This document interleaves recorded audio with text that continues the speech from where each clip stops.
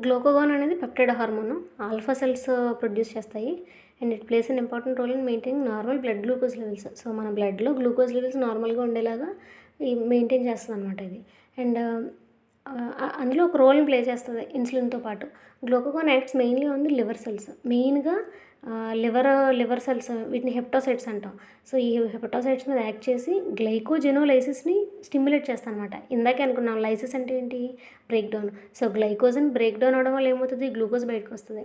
And దానివల్ల ఏమవుతది? Hyperglycaemia వస్తది. Hyper అన్న పదం ఎప్పుడొచ్చినా ఎక్కువ బ్లడ్‌లో షుగర్ లెవెల్స్ పెరుగుతాయి. హైపర్‌గ్లైసీమియాని కాజ్ చేస్తది. ఇదే హార్మోను ఇంకోటి ఏం చేస్తదంటే గ్లూకోనియోజెన్సిస్ చేస్తది. అంటే కొత్తగా గ్లూకోజ్‌ని ఫార్మ్ చేస్తదనమాట. తయారు చేస్తది. దానివల్ల కూడా హైపర్‌గ్లైసీమియా వస్తది.